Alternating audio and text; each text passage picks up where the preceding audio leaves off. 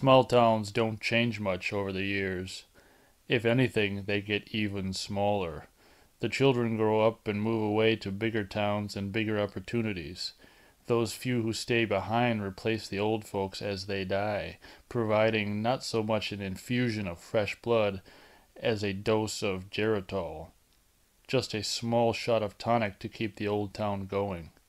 Businesses close, perhaps losing their customers to the new shopping mall in the next town, or simply finding they're unable to compete in an economy that is increasingly geared towards mass production and cheap foreign labor rather than quality and service. The regulators sit at the bar or at the soda fountain. Some still exist, and if you can find them, they're generally worth looking for. And they tell remember when stories or whatever happened to stories.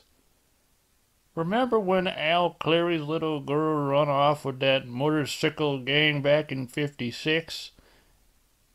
And when the police picked her up in... where was it? Brattleboro? She come home with that tattoo? Damn, you could hear old Al scream clear over to the county seat. Whatever happened to Bonnie Cleary, anyway? Heard she went out to California, married some producer. What? Bonnie? Married a producer? Shoot. No kiddin'? Really? What I heard. Course, you know what they say, everyone out in California's a producer, right? She ever getting any pictures? Knowin' Bonnie, if she got in any pictures, they ain't the kind you'd show your mother. Often, there were particular stories that were told over and over, stories that had become part of the folklore of the town, part of its history. In Crystal Lake, it was the story of Camp Blood. Camp Blood, as it came to be called, was the place on the outskirts of the town, about 10 miles down the country road, owned by the Christie family. For 20-some-odd years, the story had survived, passed on orally like an Indian myth. It survived because it possessed all of the ingredients that made for a legend. It centered on a place, Camp Crystal Lake. Only the locals called it Camp Blood. And its focus was violent death and mystery. The mystery was that no one had ever learned who caused the deaths or why. And it concerned a local family, the Christies, who owned the place and who had tried to fight the legend to no avail. Ever since 1958, each time they tried to get the camp going again, something stopped them. Stopped them in a way that only added to the legend of Camp Blood. Some said it began in 1957, after that young boy had drowned. His name was Jason Voorhees, Pamela Voorhees' boy. A shy child, quiet and strange. Went swimming alone out in Crystal Lake. They never found his body. Others said it began in '58 when those 2 young camp counselors were killed. They found the horribly mutilated bodies in the barn, hacked to pieces. The girl who had found them, the murdered girl's bunkmate, had been taken to the county hospital in a state of nervous shock. Some claimed she got better. Others insisted that she was still in an institution somewhere, locked up in a padded cell and screaming about blood. The police had never solved the murders. Theories abounded, depending on who told the story. The murders were either committed by one of the other counselors in a jealous homicidal rage, or by an escaped inmate from an insane asylum, or by a Satan cult, or by some deranged derelict living in the woods, still on the loose, still out there somewhere, or, if you listen to crazy old Ralph, by vengeful ghosts, or ravaging demons, or by little green men from a UFO. The story varied according to how much old Ralph had to drink, but then nobody listened to old Ralph anyway. Old Ralph was the town geek. No small town was complete without one. Big cities had them too, more than their share, but in big cities geeks completely wandered the streets, talking to themselves and carrying all their belongings in shopping bags, sleeping in parks or down in the subways. They were ignored by a population that considered them a nuisance and didn't really want to see them, lest they feel some spark of human pity. People in small towns noticed. Maybe no one listened to them, but at least they noticed them, which made for some kind of human interaction. Old Ralph was happier in the town of Crystal Lake than he would have been in a big city. He had no friends except his imaginary ones and his long-suffering wife. But people noticed him and knew him. Every now and then he'd get tanked up and hear the call. He would mount up his old Schwinn Newsboy Special, the kind of bike you don't see anymore, with sheet metal wrapped around the top frame rail so that it looks like it has a gas tank. The kind with the big balloon tires and springs under the seat. He would ride out like Paul Revere shouting the gospel, doing the Lord's work, a Latter-day Reverend, Jonathan Edwards preaching to the sinners, a Puritan warning of an angry God. Nobody listened, but at least they heard him, and because they heard him, they called the sheriff, and Officer Dorf would be sent out to bring Ralph in to sleep it off. It was a symbiotic relationship. It made old Ralph feel noticed, and it made Officer Dorf feel like a real policeman. You couldn't feel like a real policeman if you didn't get to arrest someone every now and then, and Dorf needed to feel like a real policeman. He needed his big Harley-Davidson Electroglide with the siren and the lights. He needed his spit-shined riding boots and his crash helmet with the department's gold insignia painted on. He needed his hand-tooled gun belt loaded down with every conceivable accessory a police officer could possibly desire. From the leather holster, to the billy club, to the chrome steel handcuffs, to the speed loaders, and to the special police Kel flashlight, and the utility snap pouches, where he carried chewing gum and breath mints. He liked to use the 10 code when he spoke on the Motorola radio, just like the cops on TV, despite the fact that there were only 4 officers on the Crystal Lake police force. And there wasn't any need to abbreviate everything by using numbers instead of simple phrases in plain English. Dorf dreamed about leaving Crystal Lake and becoming a policeman in a big city like New York or Los Angeles. He felt trapped in Crystal Lake, but his police paraphernalia and his Wyatt Earp attitude helped him to live out his dream, at least a little bit.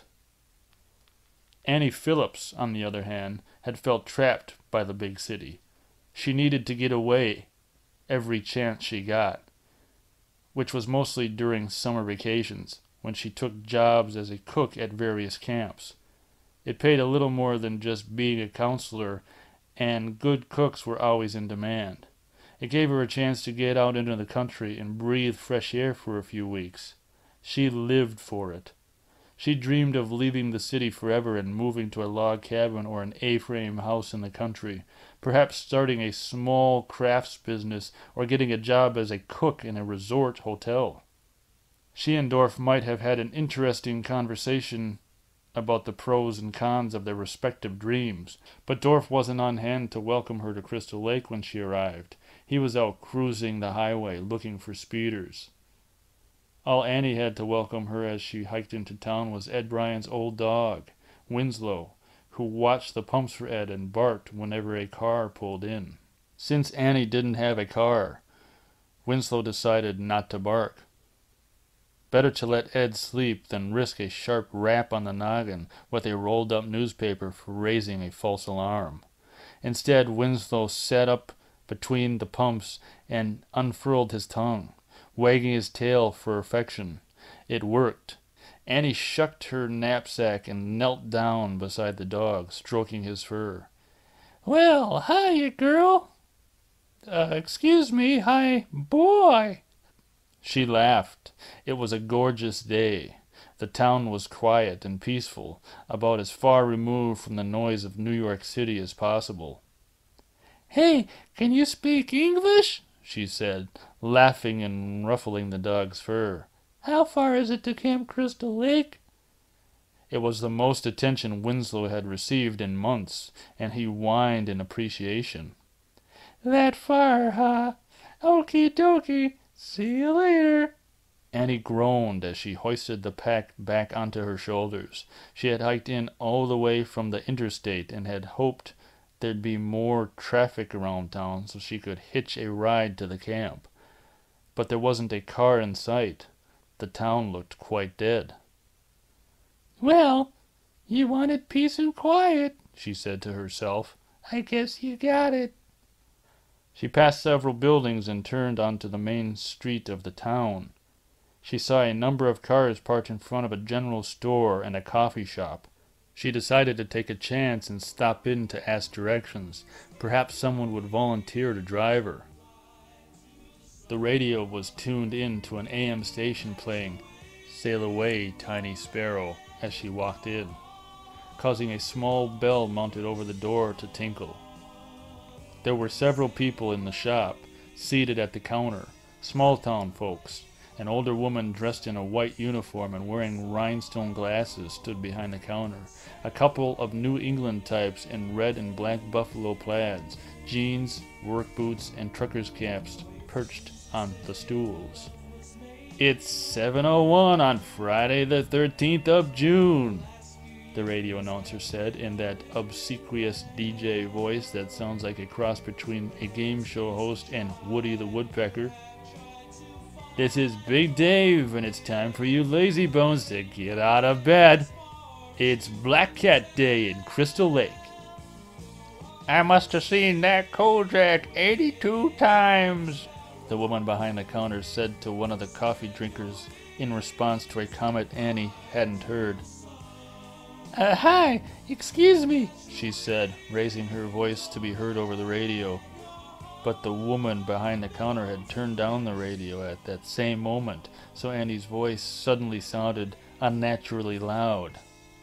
How far is it to Camp Crystal Lake from here? Everyone turned to stare at her. For a moment, she thought perhaps the fly on her jeans was unzipped or something, because they simply kept staring. But then the woman behind the counter broke the silence. What is it, Enos? She said. About 10 miles? About that, replied Enos, a heavy-set man in a plaid shirt and baseball cap. Terrific, Annie thought. She didn't relish the thought of hiking another 10 miles. Camp Blood? One of the other men said. Don't tell me they're opening that place up again. Lots of luck, said Enos, shaking his head. Annie sighed, not really following the conversation, just thinking about the 10 miles she had yet to go. Can I get a bus or something? Not likely, the man who had mentioned Camp Blood answered. You're going out to the crossroads, aren't you, Enos? Said the woman behind the counter. What about giving the girl a lift? That'll be about halfway, she added, looking at Annie with a smile. No sweat, Trudy, Enos said. He made getting off the stool look like something that required manly effort. Okay, kid, let's move it. Name's Annie, she said, smiling at him, grateful to have 5 miles less to walk. All right, Annie, let's go. He walked past her and opened the door, holding it for her. All the girls up there gonna look as good as you? Annie laughed. I don't know. A man who looked like a scarecrow wearing a fedora suddenly loomed up before them, holding his palm out toward them. Annie stopped suddenly, surprised, and the bony hand descended onto her shoulder as the man leaned down close to her face. His breath would have stunned an ox. You're going to Camp Blood, ain't ya? He said, glaring at her.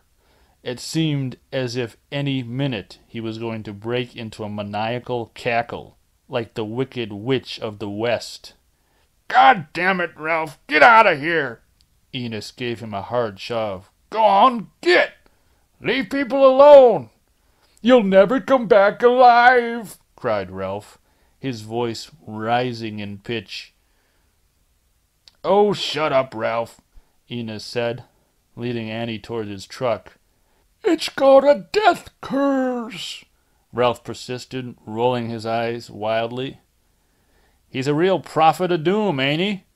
Enos said, opening the passenger door. Go on, climb up, miss. He gave her a boost with a hand on her rear as she climbed up. For a moment Annie wondered if he was copping a quick feel, but she decided to forget it. He seemed reasonably harmless, like crazy old Ralph, and it probably made his day. In any case, it beat walking 10 miles. He went around the front of the truck and climbed in, turned the key and started the engine. I tell you, he said as he banged the shift lever into first with a noisy grinding.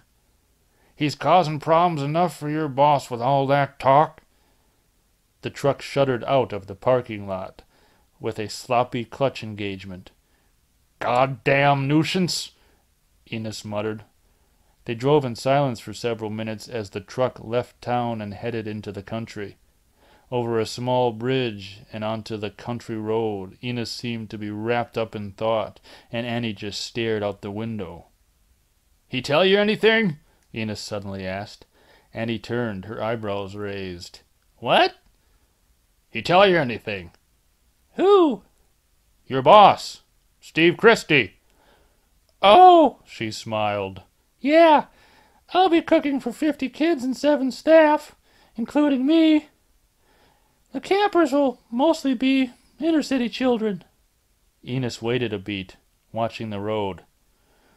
No, he said, still not looking at her. I mean about what happened. Annie frowned and shrugged. No. Enos retreated into silence again. She waited for him to complete whatever he had been about to say, but he seemed to have thought better of it. There was a particular expression on his face. Come on, said Annie. There's something you're not telling me. Enos stared out onto the road. Then he turned to look at her and said, Quit! Quit now! Annie's jaw dropped open. Quit? Why would I want to quit? Camp Crystal Lake is jinxed. Enos turned back to watch the road. For a moment she stared at him, astonished. Then she burst out laughing. Oh, terrific! Not you, too! You sound like your crazy friend back there. Well, maybe, Enos said, scowling.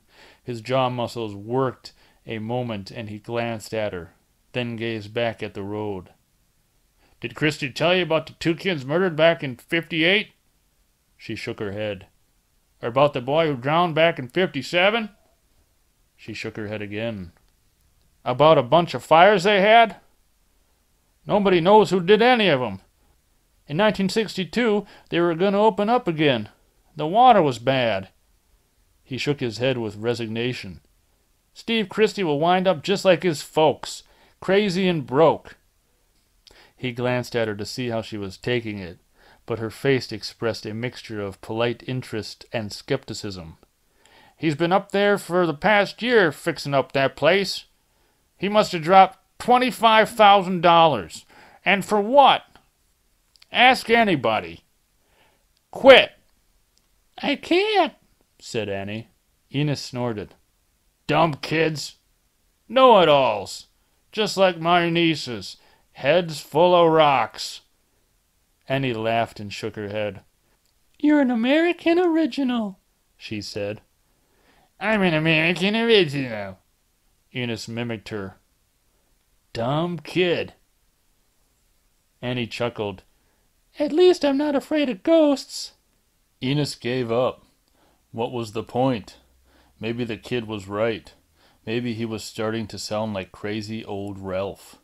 Maybe they were all afraid of ghosts in the town of Crystal Lake. You wouldn't get anybody to admit that in daylight. But at night, you couldn't pay anybody enough to go anywhere near that place. Call it Camp Crystal Lake, he thought. Call it any damn thing you like. Regrade the road. Give a few coats of fresh paint to the cabins. Do a few repairs on the dock. Fix the boathouse. Put up a nice new sign. It's still Camp Blood. Afraid of ghosts? To a stranger, it probably did sound crazy. But what happened there had happened, after all. Argue with that. He pulled up at the crossroads in front of the cemetery. "Far as I go," he said. "You'll be heading that way." He pointed down to the other road. "Take care of yourself, kid." Annie opened up the door and jumped down lightly. "No sweat. Thanks a lot for the lift." She dragged her knapsack off the front seat and set it down between her legs, then slammed the door shut. Enos pulled off with a wave, shaking his head sadly. Annie watched him drive off. She hoped he wasn't a typical example of the folks in Crystal Lake. First crazy old Ralph, then paranoid Enos. Sometimes people in small towns were wary of outsiders. Maybe the folks in Crystal Lake were like that, or maybe they just had something personal against the Christie family. In a small town, it didn't take much. News traveled fast. Everybody knew everyone else. It was hard to keep things quiet. It didn't take much for people, or for places, to get a reputation. An unfortunate incident like a drowning could develop into a story of a place that had been jinxed, as Enos had put it. But that had happened. When was it he had said? 1957? Years ago. Assuming that it had already happened. Yet he had also said something about a couple of kids being murdered in 1958. Steve Christie hadn't said anything about that when he had hired her. Not that she should really blame him.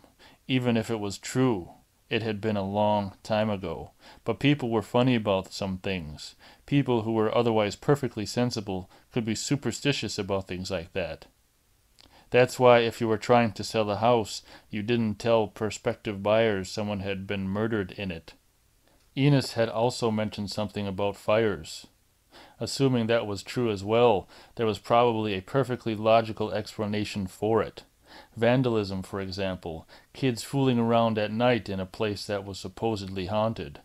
Something like that was always good for a thrill, or maybe some of the locals had taken a hand to make sure that the Christie family didn't get their operation off the ground again. Who knew? Still, perhaps that was something she should ask Steve about. He seemed like a reasonable guy, straightforward and sincere. If any of those things had really happened, there was probably a perfectly good reason why he hadn't told her. It might be difficult to get people to work there if they thought the place was jinxed. But if there was a chance they could expect some trouble from the locals, Annie wanted to know about it. She shrugged and picked up her pack. Now she was getting paranoid. It was that easy. It didn't take much. She started walking down the road, and soon she had put Enos and Crazy Ralph and their ghost stories out of her mind. It was going to be a good summer, the peaceful and quiet beauty of the country, a placid lake, campfires and songs, and who knew, maybe even a sweet, foxy hunk thrown in. And she'd be getting paid for it. Nothing like a couple of months in the woods to get your head straight before you went back to the city and to school, to noise, cold, and pollution, and too many people in too small a place. One of these days she would find out just the right place to settle down, but for now she had nothing more complicated to look forward to than cooking a few meals and kicking back at night to watch the stars or go skinny dipping in the lake. She had walked perhaps 2 or 3 miles when she heard the sound of a car coming up behind her. She turned and smiled and stuck out her thumb. It was a jeep, moving quickly down the road. It passed her without slowing down, and she made a wry face. But then the driver hit the brakes and pulled over to the side of the road. She hitched up her pack and ran to the jeep. Things were looking up already. She'd probably catch a ride all the way up to the camp. She opened the door, shrugged out of her pack, and tossed it in the back. "Hi," she said, smiling at the driver as she got in. "I'm going to Camp Crystal Lake." The driver shifted into first, and the wheels spun for a moment in the loose dirt on the shoulder. then found traction, and the Jeep shot forward. "I'm going to be on the staff up at the camp," she said, trying to make pleasant conversation. The driver remained silent. Annie shrugged. She knew that small-town people didn't talk as much as city people, but there was no harm in trying to be friendly. "I guess I always wanted to work with children," she continued. "I hate it when people call them kids. Sounds like little goats," she grinned. No reaction from the driver. "Anyway, when you've had a dream as long as I have, I guess you'll do anything," she said. The driver didn't ask about her dream, so Annie just decided to shut up and watch the scenery. It went by at quite a rapid clip. God, she thought. First you get some crazy old coot who tells you that you're going to die. Then you get some paranoid redneck who wants you to quit your job and go back to where you came from. And now the silent treatment. Maybe she shouldn't have said anything about Camp Crystal Lake. Maybe she should have just waited until they got to the road leading to the camp and said, "You can let me out right here." Maybe the people in the town of Crystal Lake really did have something against Steve Christie. She decided to be grateful for small favors. At least she was getting a ride. And at the speed they were going, they'd be there soon. She wouldn't have to put up with the silent treatment for much longer. They were driving well over the speed limit. She watched the trees whip by, and then a small road leading off on a diagonal with a signpost that said Camp Crystal Lake. She turned and watched it recede. "Hey, wasn't that the road for Camp Crystal Lake back there?" she said. No response from the driver. The Jeep didn't slow down. She glanced back out the window, then stared at the driver nervously. Think we'd better stop. You can let me out right here." The Jeep did not slow down. "Please?" said Annie, starting to feel a little frightened. The Jeep sped up. "Please, stop." The driver didn't even look at her. "Please, stop." Now the driver looked, and he panicked at the expression of utter loathing and cold fury in those eyes. She fumbled for the door handle, forgetting all about her backpack, and managed to get the door open. The wind whistled past her as she struggled to push it open. They had to be doing at least 60. She jumped. She cried out as she struck the dirt shoulder of the road and rolled down into a ditch. For a moment she lay stunned, feeling the shock of the impact and the sudden pain shooting up her leg. The tires screeched as the driver hit the brakes. The engine revved as the Jeep was shifted into reverse. Then Annie heard it backing up. She had no idea what the driver was going to do, and she had no intention of waiting around to find out. She struggled to her feet, wincing with pain. Her leg would barely support her. She saw the Jeep approaching quickly, and she turned and limped off into the woods, trying to get out of sight. As she hobbled into the shelter of the trees, she heard the Jeep stop and a door slam. Fear sent adrenaline rushing through her, and she half ran, half stumbled through the bushes, ignoring the branches that struck her face, not knowing where she was going, just fleeing in directionless panic, trying to put as much distance between herself and her pursuer as possible. She whimpered as she staggered ahead, both from fear and pain, and imagined she had heard a crashing through the brush behind her. She tried to speed up and fell, her leg buckling beneath her. She sobbed for breath, biting her lip to keep from crying out. She glanced quickly all around her. Everything was quiet. She was afraid to move, afraid to make the slightest sound. She strained to listen. There! A footstep. Where? Where was it coming from? She had lost all sense of direction. She turned and saw a pair of legs right in front of her. She looked up slowly and saw a knife. "No," she whimpered, shaking her head, her eyes wide with fear. "Please, no." She backed away, scuttling in the leaves, unable to take her eyes off the keen blade. She came up against a tree. "Get up," her mind screamed. "Get up and run! Run!" She struggled to her feet, using the tree for support, her breath coming in quick gasps. "No! Please! No!" All she could see was the knife, shining brightly, coming closer. She screamed and felt a searing, white-hot pain as the blade slashed across her throat, opening a deep gash that spouted blood as the knife sliced through her trachea, severing her jugular vein. Then she couldn't scream any more as blood filled her lungs and her vision was blurred by a red mist.